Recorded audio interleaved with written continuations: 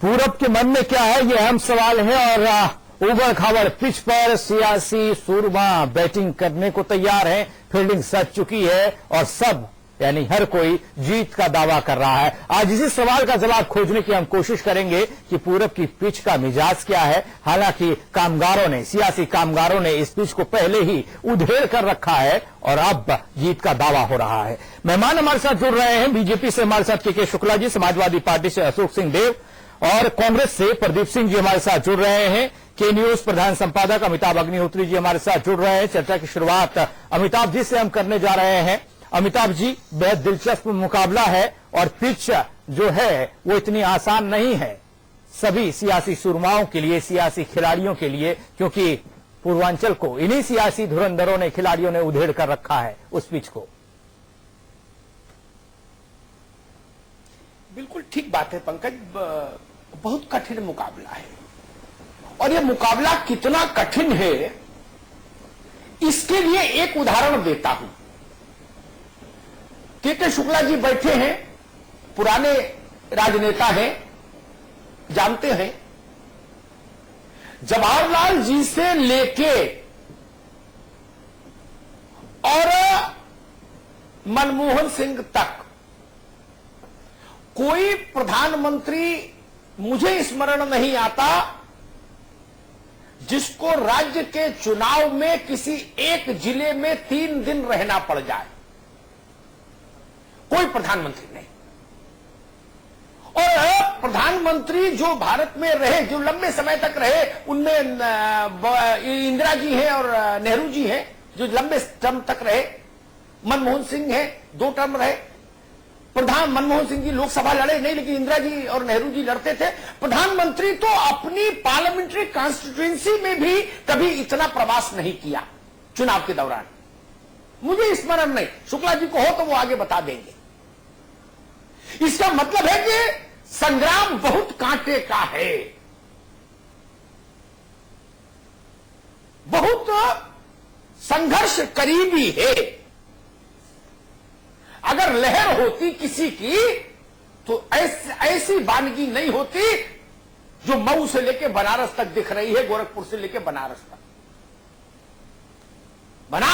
बनारस के एयरपोर्ट पर ऐसी स्थिति हो गई जैसे किसी बड़े शहर के टेम्पू स्टैंड पे हो जाती है। इतने जहाज। इसका अर्थ एक किसी बनारस में छोटे से छोटे होटल में, लॉज में कमरा नहीं खाली, पूरा भारत वहां। इससे ये सिद्ध हो जाता है, इसके लिए किसी विशेष तर्क की जरूरत नहीं कि 6वां और 7वां चरण कितना अहम है सबके लिए। और ये इलाका 2012 से 17 आते आते इसमें कुछ परिवर्तन भी हुए हैं। कुछ बड़े लोगों ने पार्टियां बदली हैं, उनका असर होगा। 12 से एक अंतर यह है कि भारतीय जनता पार्टी अच्छी लड़ाई में है, उसका असर दिखेगा। 12 से 17 में अंतर एक बड़ा ये कि प्रधानमंत्री है वहां से, बनारस से, जो केंद्र बिंदु है पूरब का, धुरी है पूरब की, तो इन सबकी छाया रहेगी इसमें। शुक्ला साहब, सबसे पहला सवाल आपसे ही, जो बात मैंने कही, प्रधानमंत्री का 3 दिन किसी एक जिले में रहना चुनाव के लिए, विधानसभा चुनाव के लिए, ऐसा पूर्व में कभी देखा?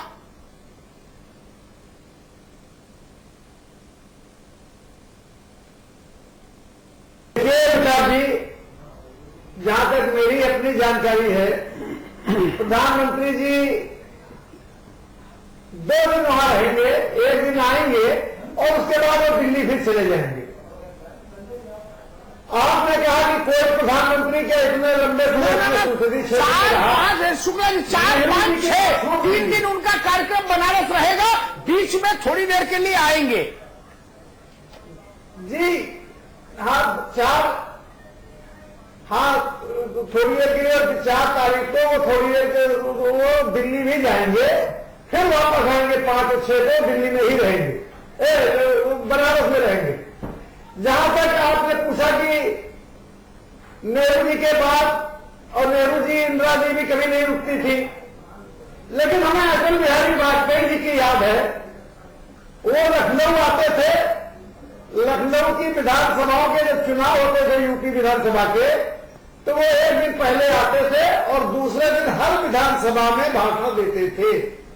उनकी 4 जगह लखनऊ में तय थी, आलमबाग चौराहे पर, चौक चौराहे पर, कपूरथला चौराहे पर और गोमती नगर में। जबरदस्ती हम लोगों को ऐसे चौराहे पर भी रोक लेते थे, जब वो नेता विरोधी तो थे तब भी, और जब प्रधानमंत्री थे तब भी। निश्चित रूप से आपका ये कथन भी सत्य है जी, चलो कि मान लिया, पूर्वांचल में वो 2 बहुत दिन ही रहते थे, ये तो 3 दिन का मामला है। चुनावी संघर्ष वहां पर होता है।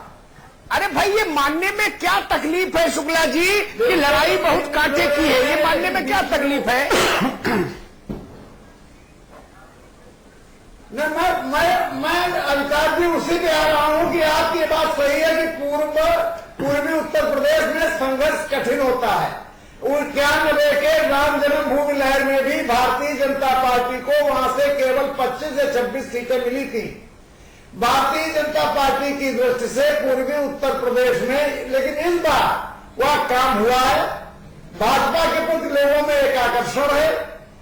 गांव गांव में भी 2 दिन उधर एरिया में रहा हूं जौनपुर में, और एक दिन मैं बनारस भी गया हूं।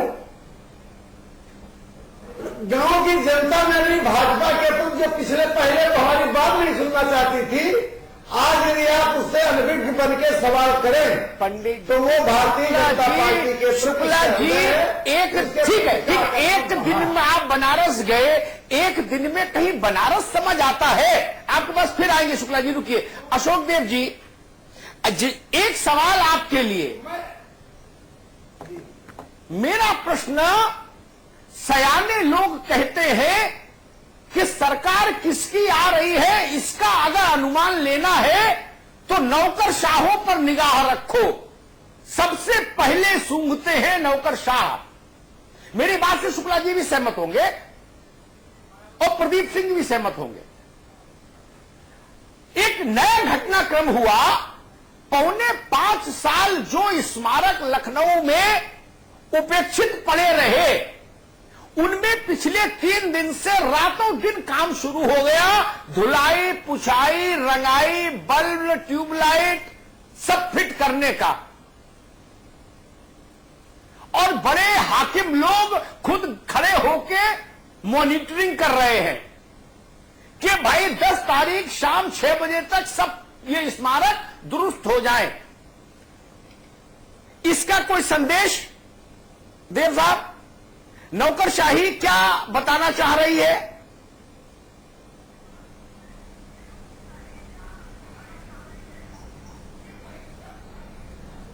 अमिताभ जी, सबसे पहले मैं ये बता दूं कि ये जो काम हो रहा है, चाहे वो लखनऊ, बनारस या किसी भी शहर में हो रहा है, तो ये वहां के प्रशासन, लोकल प्रशासन, नगर निगम, ये समय समय पर करता रहता है। ये प्रोसीजरल वर्क है। बिजली से मान लीजिए कोई बल्ब फ्यूज हो गया, कोई लाइट फ्यूज हो गई, कहीं दीवार गिर गया, तो ये समय समय पर चलता रहता है। लेकिन आज कुछ लोगों को दिख रहा है, ये तो हमेशा पीछे से चलता आया हुआ है। पीछे भी एक बार आप लोग आवाज उठाए थे कि नहीं बिजली सप्लाई नहीं हो रही है, लेकिन ऐसा नहीं था, तब भी बिजली सप्लाई होती थी, आज भी हो रही है, क्योंकि दो नजरों से हम नहीं देखते। दूसरी चीज ये है कि जो आप कह रहे हैं नौकरशाहों का, ऐसी कोई बात नहीं है, क्योंकि समाजवादी पार्टी विकास को लेकर के चुनाव मैदान में आई है। अभी बीजेपी के, और आपने भी कहा कि प्रधानमंत्री जी बनारस में 3 दिन कैंप कर रहे हैं। इसका क्या कारण है? प्रधानमंत्री जी डर गए हैं। उत्तर प्रदेश में बार बार उत्तर प्रदेश के मुख्यमंत्री जी विकास की बात करते हैं, विकास व दहेज की बात करते हैं, लेकिन प्रधानमंत्री जी क्या बात करते हैं? कसाब की बात करते हैं, स्कैम की बात करते हैं, इधर उधर जो है ध्यान बांटने की कोशिश करते हैं। तो ये कहीं ना कहीं हार मान चुकी है बीजेपी, इसलिए इस तरह की बातें कर रही है। और बनारस में कैंप करने का केवल यही कारण है कि ये भयभीत है, डरे हुए हैं, इसलिए चाहते हैं कि वहां बैठ करके और वहां से अपने जो कार्यकर्ता हैं, आप देखिए पूरा मंत्रालय उत्तर प्रदेश में कैंप किए हुए हैं।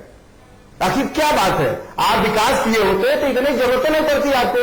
हमारे यहाँ उत्तर प्रदेश समाजवादी पार्टी में देखिए, माननीय मुख्यमंत्री जी अकेले प्रचार कर रहा है और जनता उसी हिसाब से देख रही है उनको, वो दोबारा सरकार में ला रही है। हमने फिर छठे चरण का बहस है, इसमें थोड़ा सा हम बता दें। आप गोरखपुर को देखिए, गोरखपुर में स्थिति बहुत खराब थी पिछले 5 साल के पहले, खासकर मस्तिष्क ज्वर को लेकर के। हमने बाल चिकित्सालय बनाया वहां मेडिकल कॉलेज में, जो भी पीएससी और सीएससी थे वहां जीपीएस सिस्टम के हिसाब से हमने डॉक्टर जो है बैठाया जो जवाबदेही हो सके। गोरखपुर में बीजेपी के लोग हमसे क्या कहे कि आप हमें जमीन दीजिए, प्राइम लैंड की जमीन तुरंत दिया गया एम्स के लिए, लेकिन ये बताएं कब बनाएंगे, कब देंगे आम जनता के लिए? पूर्वांचल में हमने काम किया है, चाहे वो इंजीनियरिंग मेडिकल कॉलेज हमने खोला है चंद्रलू जंक्शन में, चाहे हमने सोनभद्र में इंजीनियरिंग खोला है, हमने मदन मोहन मालवीय कॉलेज को आएंगे, दोबारा आएंगे। अशोक देव रुकिए, आप फिर आएंगे कि मैं के शुक्ला जी से एक कमेंट ले लूं, फिर प्रदीप सिंह के पास आऊंगा। शुक्ला साहब, मैंने बड़ी गंभीर बात कही थी, 4.25 साल उन स्मारकों को देखने कोई सरकारी मुलाजिम नहीं गया। ये 3 दिन में ही सारा अमला वहां जुटा है झाड़ू पोछा लेके। बात इतनी सरल है क्या के शुक्ला जी? देखिए अमिताभ जी, नहीं आप बिल्कुल सही फरमा रहे हैं। ये जो नौकरशाह होते हैं इनको भनक रहती है, लेकिन इस बार वो भी भ्रमित हैं। उनको भी ये स्पष्ट नहीं हो रहा है कि सरकार किसकी आ रही है।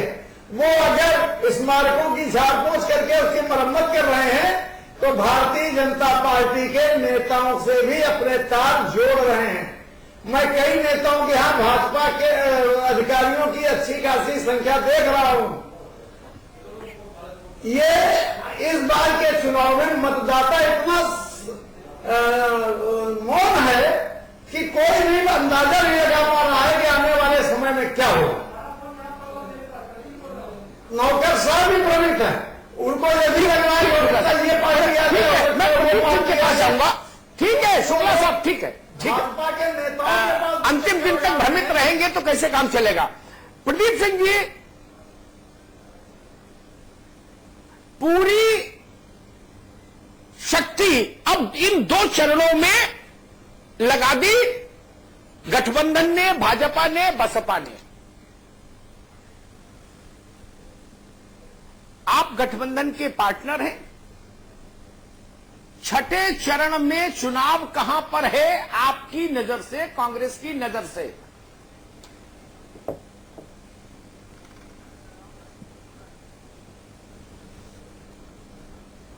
अमिताभ जी, गठबंधन लगातार विजय की ओर बढ़ रहा है। गठबंधन का रथ लगातार विजय की तरफ बढ़ रहा है। अभी प्रधानमंत्री जी का भाषण जो आपके चैनल पे हम लोग सुन रहे थे, प्रधानमंत्री जी कह रहे थे ये उत्सव है, चुनावी उत्सव है और भारतीय जनता पार्टी के साथी और उत्तर प्रदेश की आवाम इसे उत्सव की तरह मना रही है। गलत कह रहे थे प्रधानमंत्री जी।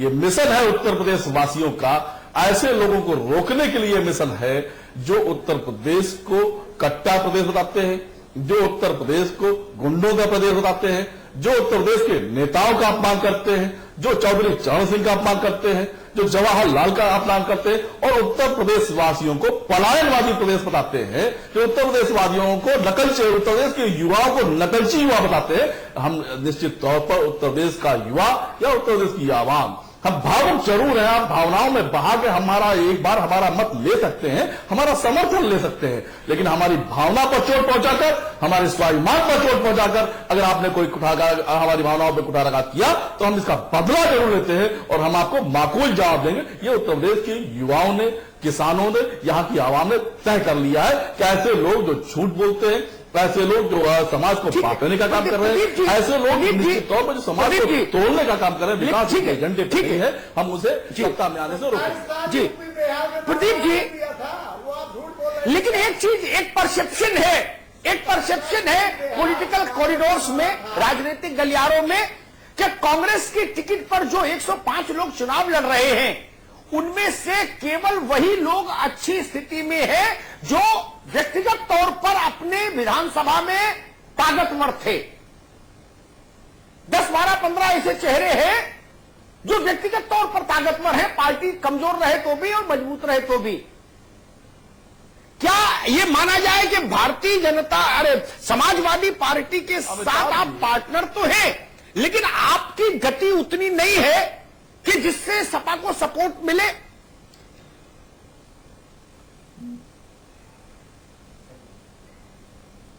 अमिताभ जी, इससे पहले के विधानसभा चुनाव में अन्ना मूवमेंट अपने चरम पर था और भारतीय जनता पार्टी के साथी और तमाम लोग जिस तरह कांग्रेस पार्टी को कटघरे में खड़ा कर रहे थे, अभी आपने कहा कि 10-15 सीटों पर कांग्रेस अच्छा लड़ सकती है।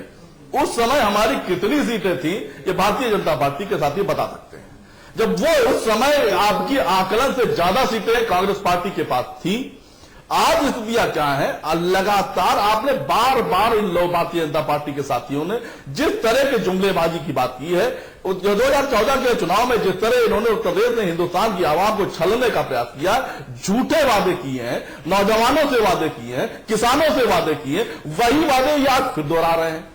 उत्तर प्रदेश की आवाम ने समझ लिया है। उत्तर प्रदेश के नौजवानों ने तो इनसे पूछने का प्रयास किया और हर मंच पर, हर चौराहे पर पूछ रहे हैं। आपने 2 करोड़ रोजगार देने की बात की थी, आज किसकी स्थिति है? आज भारतीय जनता पार्टी के नेता उत्तर प्रदेश के किसानों से ये कहते हैं कि हम आपका कर्जा माफ करेंगे। उत्तर प्रदेश का किसान पूछना चाहता है कि 3 साल से आपकी सरकार थी, आपको कर्जा माफ करने पर रोका गया। ठीक है, अरे ठीक है भाई, एक सवाल ये भी बहुत पूछा गया कि कांग्रेस में प्रियंका गांधी, पहले ये इंडिकेशन दिया गया कि प्रियंका गांधी की भूमिका इस बार थोड़ी बढ़ेगी कैंपेन में, लेकिन प्रियंका गांधी ने कैंपेन से अपने को बिल्कुल दूर रखा। क्यों? इसकी वजह गठबंधन थी, आपके मुताबिक लहर भी थी गठबंधन की।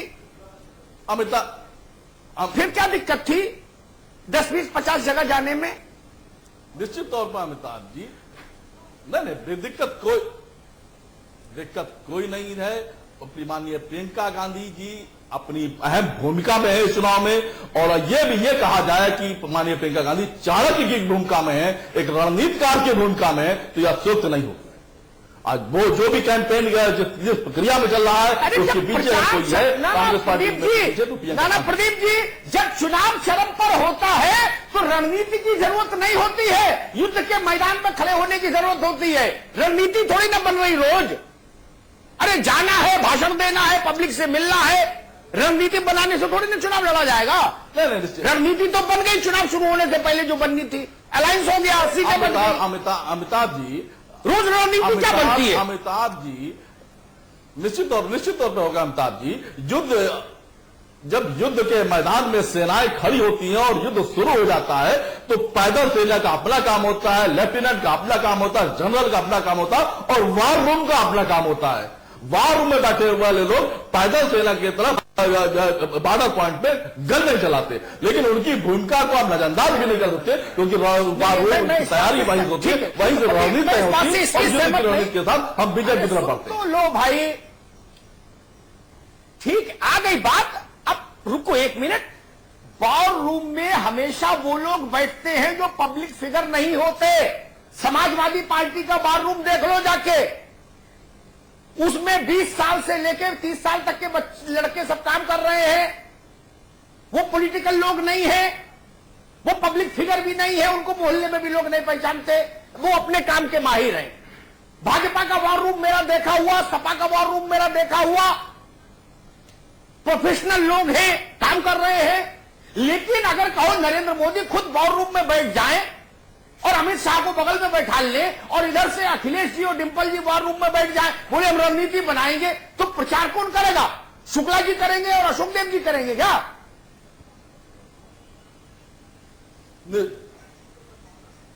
निश्चित तौर पर पैदल सेना अगर बॉर्डर पर खड़ी होती है तो क्या सेना का जनरल भी बॉर्डर पर खड़ा होता है क्या? सेना का जनरल रणनीति आदेशित करता है, रणनीति बनाता है और बॉर्डर पे सेना लड़ती है। और प्रियंका गांधी एक अहम भूमिका में है। निश्चित तौर पर इस चुनाव में प्रियंका गांधी की एक अहम भूमिका है और यह आपको चुनाव के बाद दिखाई पड़ने लगेगा। शुक्ला जी, ठीक है, ठीक नहीं, चुनाव के बाद हमको पता है मित्र, इतने चुनाव देख लिए हमने, हमको पता चुनाव से पहले क्या होना और बाद में भी क्या होना। शुक्ला साहब, प्रियंका गांधी कांग्रेस का एक ऐसा चेहरा है आप निश्चित तौर पर आप जो क्राउड पुलर चेहरा है, यानी भीड़ खींचने वाला चेहरा। फिर प्रियंका गांधी ने अपने को प्रचार से दूर क्यों रखा? शुक्ला साहब, बिल्कुल सही है। देखिए अभिजात जी, जहां तक मैं जानता हूं, ये कांग्रेस के लिए बहुत भला होता अगर ये प्रियंका गांधी को सामने रख करके चुनाव प्रचार कराते। लेकिन अरे कुछ अपने बारे में भी बता दीजिए। अडवाणी जी को मंच पर ले आते, मुरली मनोहर जोशी जी से भी प्रचार करा लेते, इनके बारे में भी कुछ चर्चा करेंगे। लखनऊ से चुनाव होकर गुजर गया, माननीय प्रधानमंत्री श्री अटल बिहारी वाजपेयी का एक संदेश भी नहीं आता है। अब भारतीय जनता पार्टी के बारे में कोई चर्चा करिए कि भारतीय जनता पार्टी कैसे प्रचार करेगी और कैसे लोगों की लगातार झूठ बोलने वाली पार्टी। प्रदीप जी, नो, प्रदीप सिंह, ये नहीं चलेगा मेरे शो में मित्र ना। एक एक बोलेंगे। शुक्ला जी को कहा, शुक्ला जी बोलेंगे। जी शुक्ला जी, जाकर के देखिए अभिजात जी, वो जब रायबरेली गई तो केवल एक सभा में वो खड़ी हुई और वहां बोली नहीं, दूसरी सभा में बोली, लेकिन जहां कांग्रेस के उम्मीदवार उनके गठबंधन के थे वहां तो वो बोली, और जहां समाजवादी पार्टी के कैंडिडेट थे वहां वो गई भी नहीं। यही नहीं, इनका गठबंधन कितना मजबूती से लड़ रहा है। अखिलेश जी ने कहा कि मेरे परिवार की लड़ाई के कारण हमको मजबूरी में ये गठबंधन करना पड़ा। हमारे प्रदीप जी को बुरा लग रहा है, लेकिन मैं फिर कहना चाहता हूं, अगर ये प्रियंका गांधी को चेहरा बनाकर मैदान में उतरे होते तो 10-15 सीटों से 28 सीटों का आंकड़ा जरूर पा लेते। हो सकता है वहां तक ये पहुंच जाते, 10-15 सीटों में ना तक जाते, वो भी 10-15 पहुंच जाए, वो भी बहुत बड़ी बात हो जाएगी, क्योंकि इस गठबंधन को जनता पसंद नहीं कर रही है। इतना इन्होंने सिर्फ भरा कार्य टीवी में बैठ के 27 साल यूपी बेहाल, और उस यूपी बेहाल करने वाले की वोट में जाके बैठ गए। ठीक है, अपनी घटिया वो जनता पसंद कर रही नहीं कर रही है तो 11 को पता लगेगा। ठीक है, अशोक देव जी, आपकी पार्टी का असेसमेंट क्या है? पूरब में 6ठे और 7वें चरण में मुकाबले में कौन है, बसपा या भाजपा?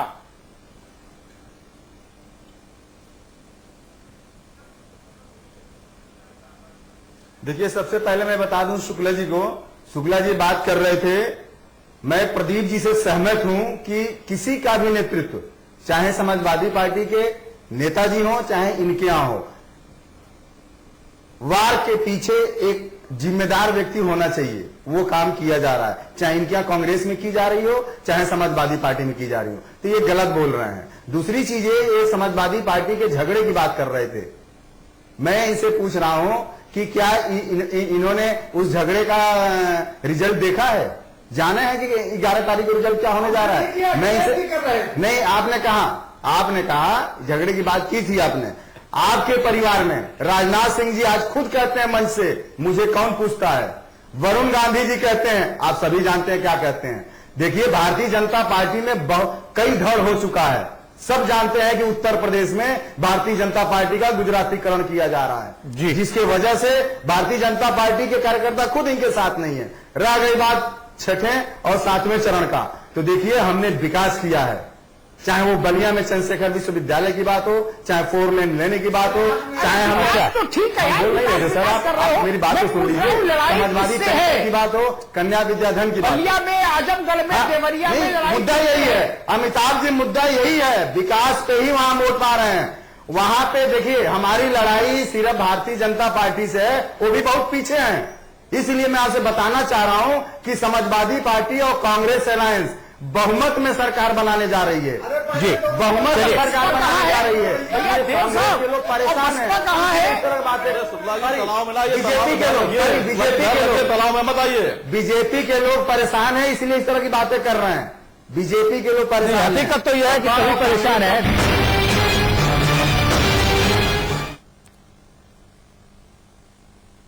तो जनता के मन में क्या है, पूरब की जनता के मन में, ये सिर्फ और सिर्फ जनता जानती है और कोई नहीं जानता। हालांकि दावे चुनावी मंचों से और टीवी डिबेट्स में इस तरह के होते रहते हैं, तमाम प्रवक्ता और तमाम नेता ये कहते हैं कि नहीं, जनता हम ही को जिता रही है। अमिताभ जी के पास सीधे हम चल रहे हैं। अमिताभ जी, चुनाव जितना कड़ा है, पिच जितनी पथरीली है, उबड़ खाबड़ है, इसमें योगी आदित्यनाथ जैसे खिलाड़ी हैं, कलराज मिश्र हैं, स्वामी प्रसाद मौर्य दल बदल कर गए थे, अंबिका चौधरी का नाम आता है, नारद रॉय हैं, इन तमाम नेताओं की भी दांव पर साख लगी है, परीक्षा इनकी भी होगी।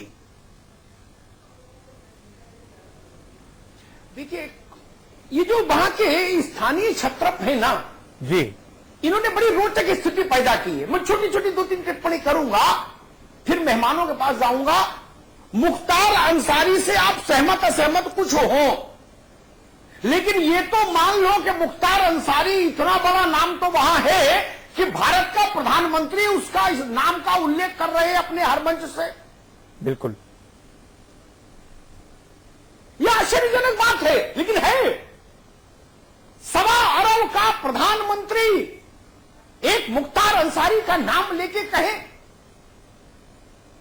विश्व की सबसे बड़ी सदस्यता के आधार पर सबसे बड़ी पार्टी के अध्यक्ष भाई अमित शाह जी नाम लेके मुख्तार अंसारी बात कराए, तो इसका मतलब कुछ तो है।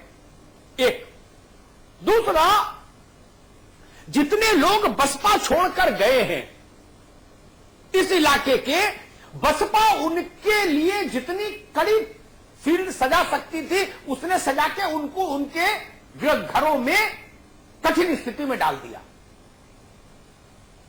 तीसरी महत्वपूर्ण बात यह है कि जो लोग समाजवादी पार्टी छोड़कर आए हैं, देव साहब की पार्टी जिसमें अंबिका चौधरी है, नारद राय है, इस तरह के जो लोग हैं, विजय मिश्रा हैं 2, ये सब लोग, इनको भी अपने को प्रमाणित करना होगा कि ये पार्टी से थे या खुद में नेता है। इसी चुनाव में योगी आदित्यनाथ को, लेकिन अब मुझे यह भी संशय है कि गोरक्षपीठ और भाजपा नेतृत्व के बीच में आंतरिक समीकरण कैसे है, यह भी एक बड़ा मसला है पूरब में चुनाव में। शुक्ला जी मानेंगे नहीं मेरी बात को, मैं इससे ज्यादा उसकी विवेचना भी नहीं करूंगा, लेकिन मैं कहे बहुत जिम्मेदारी से रहा हूं। तो ये तमाम फैक्टर हैं जी। राम गोविंद चौधरी, दुर्गा यादव, बलराम यादव, ये सब लोग समाजवादी पार्टी की तरफ से इस वक्त हैं वहां, इनकी प्रतिष्ठा दांव पर लगेगी। शुक्ला जी ठीक बात है ना भाई? मुख्तार अंसारी को आपने इतना बड़ा तो आदमी बनाई दिया कि हुकूमत हिंदुस्तान का मुखिया नाम ले उनका उसका। शुक्ला जी,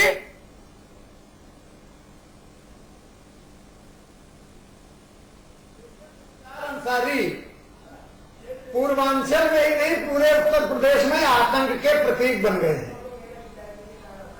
और उन्होंने हमारे एक विधायक की हत्या में, वो उनके भाई अपराधी हैं।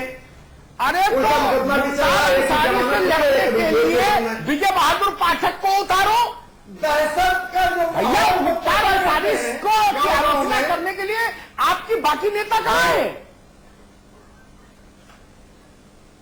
अरे मुख्तार अंसारी पर प्रहार करने के लिए आपके पास और छोटे नेता भी तो है ना।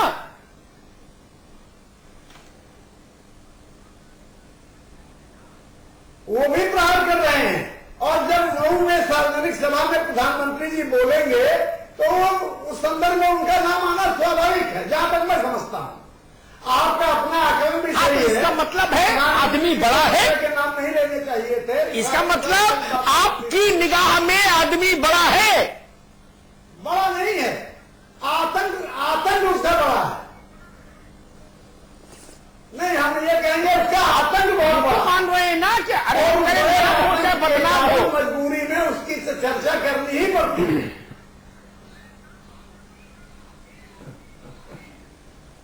शुक्ला जी, भारत का प्रधानमंत्री बहुत बड़ा आदमी होता है, वो 1.25 अरब की आबादी का नेता होता है, चेहरा होता है। बिल्कुल सही बात। चुनाव तो आते जाते रहेंगे, चुनाव आते जाते रहेंगे, सत्ता मिले नहीं मिले छोटे मसले हैं, लेकिन भारत के प्रधानमंत्री की बात बड़ी होनी चाहिए।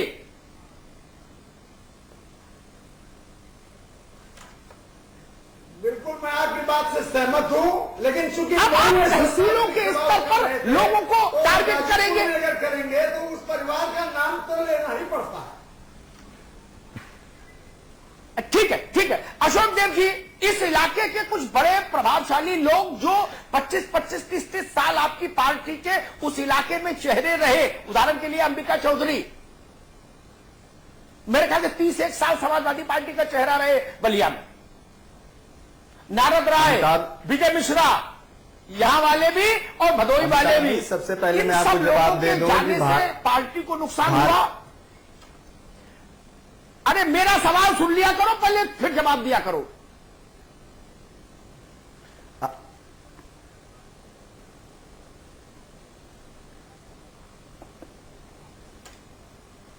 देव जी, अमिताभ जी, सबसे पहले मैं आपको बता दूं, अब माननीय प्रधानमंत्री जी का उल्लेख कर रहे थे कि माननीय प्रधानमंत्री जी अपने मीटिंग में अंसारी जी का नाम लिया। आप सोच लीजिए, देश के, विश्व के सबसे बड़े लोकतंत्र के प्रधानमंत्री किस व्यक्ति का नाम ले रहे हैं? उस व्यक्ति, दूसरा इसका जवाब दो। अरे सर आप सर, बीजेपी का यही कारनामा है, बीजेपी का यही कारनामा है कि दूसरों के जो है बोलने नहीं देते हैं। आप बीजेपी का यही कारनामा है। मैं समाजवादी पार्टी काम की बात कर रही है, ये बीच में कारनामा लेके चले जाते हैं। आप मेरी बात तो सुनिए, आप इतने सीनियर आदमी हैं, मैं आपको बोलने देता हूं, मैं सुनता हूं। मैं अमिताभ जी का सम्मान कर रहा हूं, मैं जवाब दे रहा हूं, आप सुन तो लीजिए। अमिताभ जी, प्रधानमंत्री जी अंसारी जी का नाम लेते हैं, अंसारी जी का नाम लेते हैं, एपीजे अब्दुल कलाम का नाम नहीं ले सकते। ये पूछिए इनसे, ये अंसारी जी का नाम लेते हैं। प्रधानमंत्री जी खुद डरे हुए ऐसे व्यक्ति से, इनको सीखना चाहिए उत्तर प्रदेश के माननीय मुख्यमंत्री जी से कि इन्होंने क्या किया था। ऐसे किसी भी व्यक्ति को पार्टी से निकाल बाहर किया था और उसे मजबूती से लड़ रहे हैं। इनका कौन लड़ रहा है पता करा लीजिए, डमी कैंडिडेट है, ये लड़ भी नहीं रहे उस प्रत्याशी से। और नाम किसका लेते हैं? खुशी होती कि कभी अब्दुल कलाम साहब का भी नाम लेते। दूसरी चीज आपसे मैं कह दूं कि जितने लोग भी पार्टी से, जितने लोगों को पार्टी से निकाला गया है, देखिए उनका कोई अस्तित्व तो नहीं है।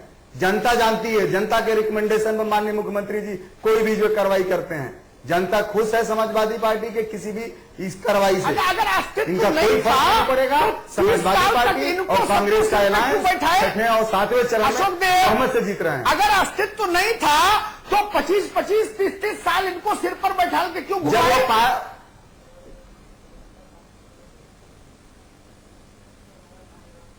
अमिताभ जी, कोई भी व्यक्ति जब समाजवादी पार्टी के संविधान, घोषणा पत्र और उपलब्धियों के साथ चलेगा वही पार्टी में रह सकता है। और केवल हमारे यहाँ नहीं, ये किसी भी पार्टी में जब हमारे संविधान का कोई उल्लंघन करेगा तो मेरे पार्टी में नहीं रह सकता है। ठीक है, इसी का कार्रवाई जो है माननीय मुख्यमंत्री जी ने किया है, माननीय राष्ट्रीय अध्यक्ष जी ने किया है।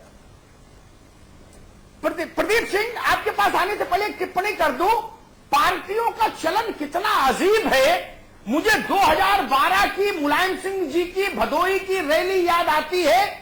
मुलायम सिंह जी ने कहा था ये शेर है, शेर विजय मिश्रा। अचानक जिधर हो जाता है आपके लिए। ये इन सब पार्टियों पे नियम लागू है। आपकी पार्टी में है आदमी तो जननायक, आपकी पार्टी छोड़ गया तो चूहा। अमा कुछ तो ईमानदारी बरतो। प्रदीप सिंह जी, पूरब के रण में स्थिति यहां तक आ गई कि मुख्तार अंसारी के नाम का उल्लेख भारत के प्रधानमंत्री को करना पड़ रहा है। इससे पता लग रहा है लड़ाई कितनी कांटे की है।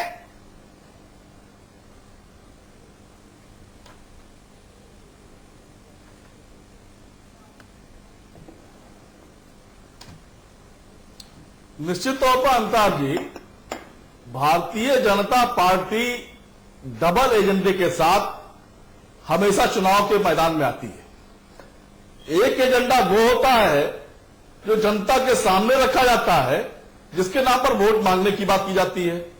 एक एजेंडा वो होता है जो चुनाव के बाद या पीछे जिससे उनको लगता है जिससे हमारे राजनीतिक फायदा हो जाएगा। इनका एजेंडा क्लियर है, एक एजेंडा है जिस पर ये बात कर रहे हैं, जिसको विकास के एजेंडे पे बात नहीं कर रहे हैं, चुनावों का ध्रुवीकरण करने की कोशिश कर रहे हैं। इसी एजेंडे के तहत हम ये सूत्र बताते हैं कि श्री मुख्तार अंसारी और भारतीय जनता पार्टी का अंदरूनी अलायंस है और ध्रुवीकरण का पूरे चुनाव को ध्रुवीकरण करने का नतीजा हो सकता है। और इसका प्रमाण भी है, भारतीय जनता पार्टी और बहुजन समाज पार्टी का जिस तरह यूपी के चुनाव में अलायंस दिख रहा है, और निश्चित तौर पर जब संकट के समय ये आज नहीं कम से कम 3 बार ये पोस्ट पोल अलायंस कर चुके हैं और सरकार चला चुके हैं, इसी तरह ये चुनाव भी पोस्ट पोल अलायंस की तरफ बढ़ रहा है। वैसे तो हालांकि उत्तर प्रदेश की आवाम इन्हें इस हैसियत में ला के खड़ा करेगी कि पोस्ट पोल अलायंस करने के बाद भी सत्ता के करीब न पहुंच पाए, लेकिन इनकी कोशिश है क्या कम से कम ऐसी स्थितियां बने। तथाकथित ध्रुवीकरण आप बता रहे हो कि भाजपा कर रही है, उस ध्रुवीकरण से गठबंधन को नुकसान हो रहा है पूरब में। प्रदीप सिंह,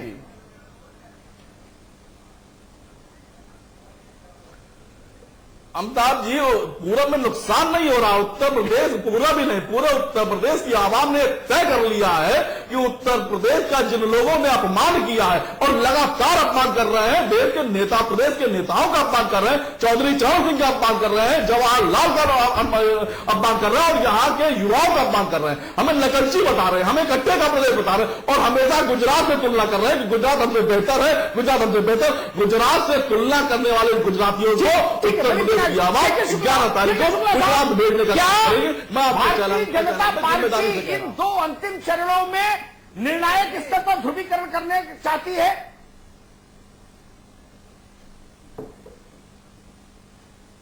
देखिए, भारतीय जनता पार्टी ध्रुवीकरण नहीं करना चाहती है, लेकिन वास्तविकता बताना चाहती है। समाज में जो हो रहा है, धर्म के आधार पर ध्रुवीकरण तब हुआ जब बहुजन समाज पार्टी ने 100 सीटें मुसलमानों को दी, इसका डिक्लेरेशन किया। जब जाति आधार पर टिकटों को टिकट किस जात को दिया गया, इसका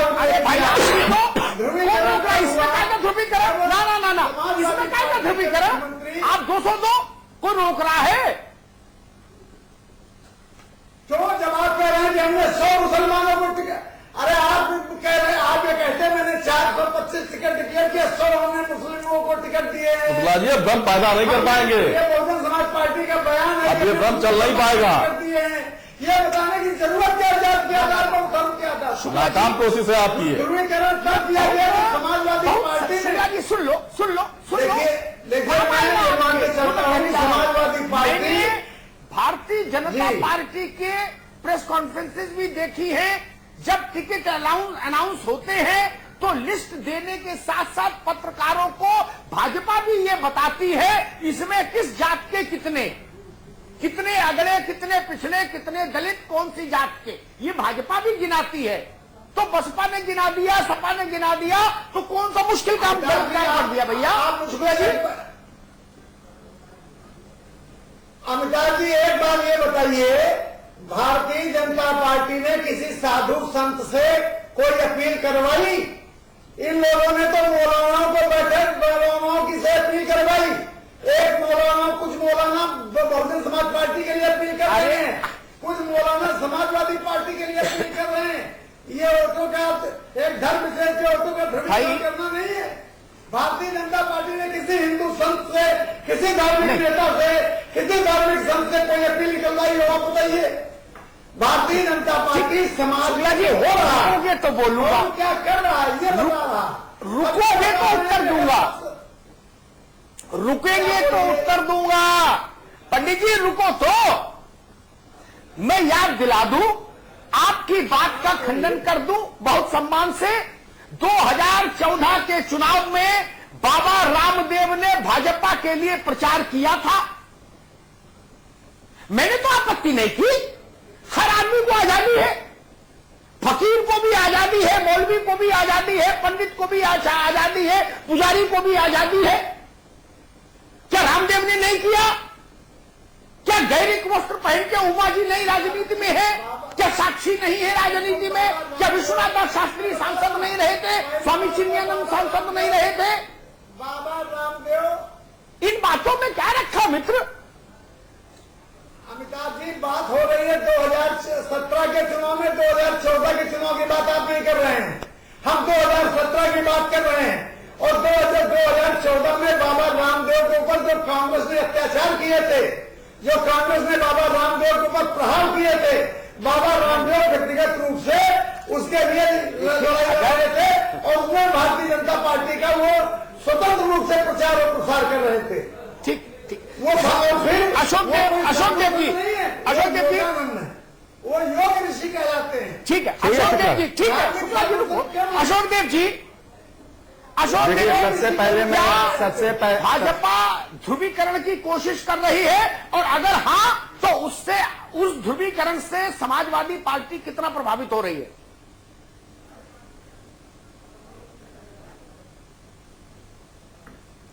देखिए, सबसे पहले मैं आपको बताऊं कि माननीय प्रधानमंत्री जी 2014 में काफी लंबा चौड़ा वादा किए थे। किसी युवाओं को रोजगार नहीं दिए, किसानों के लिए काम नहीं किए, गरीबों के लिए काम नहीं किए, उल्टे लाइन में खड़ा करा दिए, जिसमें काफी की मृत्यु भी हो गई।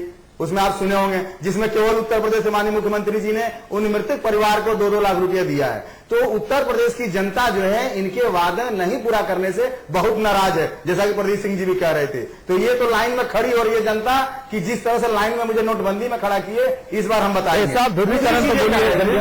सुन लीजिए, अरे सुन तो लीजिए, जीडीपी पर भी बहस कर लीजिएगा, आप सुन लीजिए। सबका नाम दे रहे हो क्या? यही दिक्कत है आपके साथ। आप बताइए, शमशान कब्रिस्तान को जो है भेदभाव बात करते, मैं वही कह रहा हूँ, ध्रुवीकरण पे मैं आ रहा हूँ, ध्रुवीकरण पे मैं आ रहा हूँ। ईद और दिवाली में बिजली की आप तो भाई ध्रुवीकरण करने की कोशिश ही तो कर रहे हैं। सबका साथ, वो सवाल कुछ पूछने जवाब।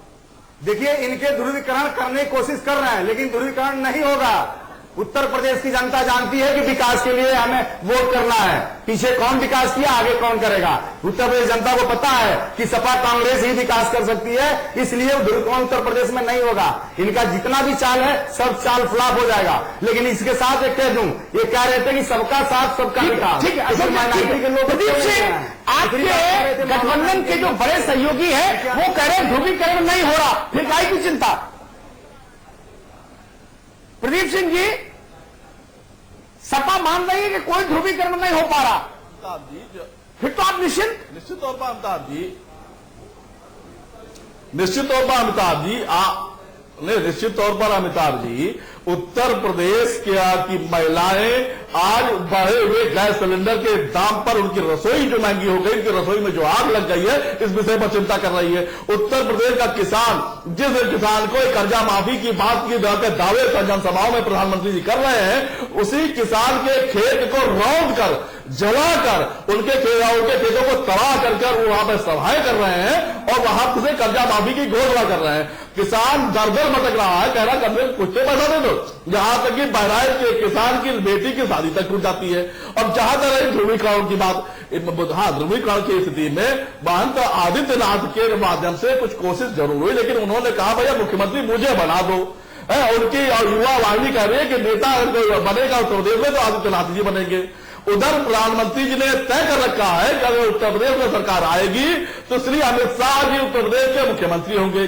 क्यों होंगे? गुजरात में कोशिश इन्होंने की, गुजरात के लोगों ने अमित शाह जी सूचना रखते हो और अपनी पार्टी की खबर नहीं रखते। हरियाणा में अमित शाह जी को लगा कि एक छोटा प्रदेश है, अब उत्तर प्रदेश आया, अब उत्तर प्रदेश का नौजवान, उत्तर प्रदेश की आवाम अमित शाह को कतई सरकार नहीं करेगी, इन्हें गुजरात भेज कर रहेगी।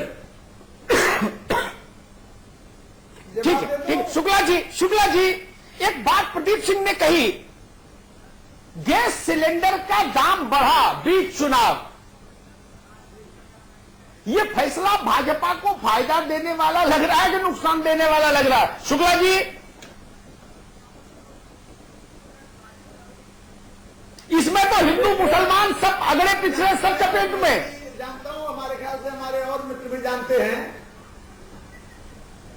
देखिए, मैं ये जानता हूं कि जो पेट्रोलियम के दाम बढ़ते हैं, गैस वगैरह के, पेट्रोल के, डीजल के, इसके लिए जो व्यवस्था बनाई गई है, उस व्यवस्था के अंतर्गत दाम बढ़े हैं। तो पहले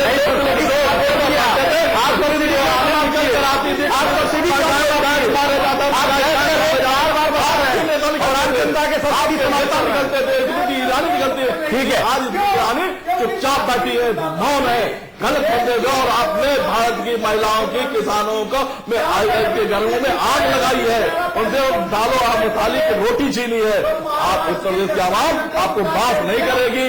भाई सब लोग एक साथ बोलोगे क्या? महाराष्ट्र के चुनाव ने गुजरात भेज दिया। बिहार का भी चुनाव याद रखिए, पश्चिम बंगाल का चुनाव याद रखिए, तमिलनाडु का चुनाव याद रखिए, दिल्ली का चुनाव याद रखिए, दिल्ली का चुनाव याद रखिए, बिहार का चुनाव याद रखिए। मोदी को चलिए थोड़ा सा रुक जाइए, संपादकीय टिप्पणी के लिए हम चल रहे हैं अमिताभ जी के पास। शुक्ला साहब, माफी के साथ रोक रहे हैं आपको हम। अमिताभ जी प्लीज, संपादकीय टिप्पणी। देखिए, एक बात तो मैं जरूर कहूंगा शुक्ला जी से, उसके बाद दूसरी बात पर आऊंगा। मैं एक दृश्य याद कर रहा था, मनमोहन सिंह की सरकार थी, सिलेंडर पर दाम बढ़े तो अरुण जी और सुषमा जी और स्मृति ईरानी, इतने बड़े लोग सड़क पर उतरे थे, एक धरना दिया था जिसमें सिलेंडर सामने रखा था। तो सिलेंडर का दाम तो मनमोहन सिंह बढ़ाए तो गरीब मरे, मोदी जी बढ़ाएं तो भी गरीब मरेगा, मध्यम वर्ग जाए दुखी होगा, ये तो तय मान लो। भाजपा को बात अच्छी लगे तो भली और बुरी लगे तो भी भली। गैस का दाम जब जब बढ़ा, पेट्रोल डीजल का दाम जब जब बढ़ा, जनता को तकलीफ हुई। किसी योजना के तहत बढ़े, किसी नीति के तहत बढ़े, इससे जनता को बहुत ज्यादा लेना देना नहीं। ये आप ही ने सिखाया। आप भी तो सिलेंडर कंधा पर रख के अनशन धरना देते थे, तो तब सिलेंडर का दाम बढ़ना गलत था, तो अब सही कैसे हो जाएगा? नपना एक रखो, प्रधानमंत्री कोई हो, मुख्यमंत्री कोई हो। मैं ऐसा नहीं कर सकता कि एक आदमी मुख्यमंत्री है तो अपराध सही, दूसरा है तो अपराध गलत। मेरे लिए अपराध अपराध है, मुख्यमंत्री कोई हो। जी, ये मसले हैं, इनको समझना होगा। अब रही बात पूरब की, जो हमारा मूल विषय था, पूरब का चुनाव, मैं फिर कहूंगा सबसे विकट रण है और सबसे विकट रण क्षेत्र है। काशी विश्व का एकमात्र ऐसा शहर है, शुक्ला जी सुन लीजिए, काशी विश्व का एकमात्र ऐसा शहर है जो मृत्यु को उत्सव मानता है, मृत्यु को उत्सव। उसी पूरब में काशी है जो सनातन धर्म में आकंठ डूबी है, बाबा विश्वनाथ के दरबार से सुसज्जित है, और उसी के पास मगहर है। उसी काशी ने तुलसीदास को सम्मानित किया, उसी काशी ने निर्गुण गायक कबीर को सिराखों बैठाला। बड़ी विचित्र है काशी। वहां एक जैसे वो था, फ्रेज था, ये है मुंबई मेरी जान, वैसे ही काशी में चलता है। तो वहां लोग कहते रजा ये बनारस है, बनारस तो बनारस है। बनारस का मतलब मैं जिले की बात नहीं कर रहा, मैं पूरे पूर्वी परिक्षेत्र की बात कर रहा हूं। और बिना पूरब जीते लखनऊ का रास्ता मिलता नहीं। एक दूसरा, पिछले चुनावों का ट्रेंड देखिए, पूरब ने जब जिसको दिया भरपूर दिया, बाकी को रिजेक्ट किया। पूरब ने कभी खिचड़ी नहीं बनाई। 2007 में बहन को दिया था तो भरपूर सीट दी थी, बाकी सबको हाशिए पर। 12 में अखिलेश जी को भरपूर सीट दी, बाकी सबको 10-10, 5-5 देके निपटा दिया। पूरब का ट्रेंड है, यह भी समझना होगा। और पूर्वी उत्तर प्रदेश कितना महत्वपूर्ण है, यह भारतीय जनता पार्टी से बेहतर कौन जानता है, जिसने अपनी समूची प्राण शक्ति केंद्रित कर दी काशी में 3 दिनों के लिए। भारत सरकार के अधिसंख्यक मंत्री वहां हैं, 150 से ज्यादा सांसद वहां हैं, प्रधानमंत्री खुद रहेंगे 3 दिन। इसके बाद भी कोई बात बचती है कहने के लिए, समझने के लिए कि ये रण कितना विकट है। ये कारगिल से भी बड़ा विचित्र रण क्षेत्र है, द्रास से भी विचित्र रण क्षेत्र है, बटालिक से भी विचित्र रण क्षेत्र है, क्योंकि ये काशी है राजा, काशी। जी, और एक बात मैं और कहूंगा, गणेश उत्सव के समय काशी में जो नन्हे नन्हे बटुकों पर लाठी चार्ज हुआ था, भक्तों पर लाठी चार्ज हुआ था, लोग सड़क पर चोटिल होके गिर पड़े थे, काशी की सड़क रक्त से नहा गई थी, वह मुद्दा भी काशी में है। शुक्ला जी की पार्टी को समझ आया हो तो ठीक और ना आया हो तो ठीक। समाजवादी पार्टी की सरकार थी, मैंने उस वक्त उसकी निंदा की थी, लेकिन मैंने भाजपा से भी ये सवाल जरूर किया था कि आप कहां हो? आप उस मामले में सामने नहीं आए थे सड़क पर ना। आपके लिए ये चिंता का विषय नहीं था कि 5 लाख लोग काशी की सड़कों पर थे और लाठीचार्ज हुआ, छोटे छोटे बटुक ब्रह्म घायल हुए। ये मसला काशी धर्म पर जीती है, धर्म पर मरती है। वो कबीर को भी मानती है, वो तुलसी को भी मानती है जी, और मृत्यु पर उत्सव मनाती है। इतनी विचित्र है, ये ध्यान रखना होगा। वो भी पूरब में एक मुद्दा है। ऐसे तमाम मुद्दे हैं जो पूरब की राजनीति को प्रभावित कर रहे हैं। और अब जो मुद्दे तय हो गए, जो मानस बन गया, जो पुरानी गलतियां हो गई, अब उनका परिमार्जन नहीं हो सकता। परिमार्जन तो तभी हो सकता था जब वो घटना घट रही थी। आज कुछ बोलकर परिमार्जन हो जाए, ऐसा मुझे नहीं लगता। पार्टियों को ये लगता होगा कि अब हम कुछ बोल देंगे तो शायद चीजें सुधर जाए, ऐसा नहीं होगा। लोकतंत्र में और खासतौर पर पूरब की जो चेतना संपन्न जनता है, वो गरीब हो सकती है, लेकिन राजनीतिक चेतना उसकी बहुत विकट है जी। वो उन तमाम मसलों पर जहां वो आहत हुई होगी, अपनी नाराजगी दिखाएगी, और जिनसे खुश हुई होगी जिन मुद्दों पर, वहां अपनी प्रसन्नता दिखाएगी। ये तय मान लीजिए। इसलिए ये 89 सीटें अभी जो नंबर 1 पर है, उसके लिए इसलिए जरूरी कि वो नंबर 1 पर बना रहे, और नंबर 2 वाले के लिए जरूरी इसलिए कि वो नंबर 2 से नंबर 1 पर आ जाए। लेकिन आज 5वें चरण के बाद जो नंबर 3 पर है, उसके लिए शायद इतना स्कोप नहीं अब इन 2 चरणों में कि वो कितना भी अच्छा प्रदर्शन कर ले, वो नंबर 1 पर आ जाए। लेकिन हां, पहले और दूसरे के बीच में इन 2 चरणों के चुनाव का विशेष महत्व है। सिर्फ यही कहूंगा। बहुत बहुत धन्यवाद। प्रदीप जी बहुत बहुत शुक्रिया आपका। के शुक्ला साहब आपका भी बहुत बहुत शुक्रिया। अशोक देव साहब आपका भी बहुत बहुत शुक्रिया। अमिताभ जी आपका भी बहुत बहुत शुक्रिया चर्चा में